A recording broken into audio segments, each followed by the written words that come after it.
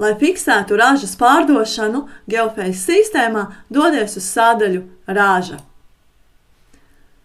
Izvēlies opciju Rezervācija pārdošana, un šeit mums ir divi varianti. Vai nu mēs ražu varam pārdot uzreiz, vai nu rezervēt. Spiežam uz pogas Pārdot ražu, ievadām pavadzīmi, bet tas nav obligāti. Izvēlamies ražas pārdošanas datumu, pievienojam uzņēmumu, piemēram, Linas Agro, izvēlamies kultūru, pārdosim kviešus, ievadām daudzumu un pārdošanas cenu, piemēram, 200 eiro tonā, augšējā labajā stūrī spiežam Pārdot ražu. Un lūk, mums ir izveidots pārdošanas uzdevums, un šeit mēs redzam visu papildus informāciju, kuram uzņēmumam esam pārdevuši, piegādāto daudzumu, datumu, cenu un kopējo ieņēmumu summu. Ja nepieciešams, tad informāciju mēs vienmēr varam rediģēt, klikšķinot uz pogas Rediģēt uzdevumu. Mums ir arī otra opcija, mēs ražu varam rezervēt.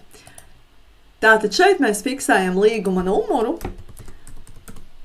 atzīmējam datumu, izvēlamies uzņēmumu, ar kuru tika noslēgts līgums par ražas pārdošanu, piemēram, Skandegra. Atzīmējam kultūru, kuru pārdosim, daudzumu, piemēram, 1000 tonnas, par cenu tie paši 200 eiro, un augšējā labajā stūrītī spiežam pogu Rezervēt ražu. Lūk, mums ir izveidots rezervācijas uzdevums Skandegrai par kopējo daudzumu 1000 tonnas, un šeit mēs redzam, ka mēs neko neesam vēl izveduši, jeb eksportējuši, un atlicis eksportēt mums ir 1000 tonnas, līdz ko notiek darījums un tiek izvesti graudi, spiežam uz pogas Piegādāt, atzīmējam daudzumu, piemēram, izvedīsim 150 tonnas, atzīmējam izvešanas datumu, piemēram, 1. septembris, cenu, varam ievadīt pavadzīmi un pievienot piezīmes.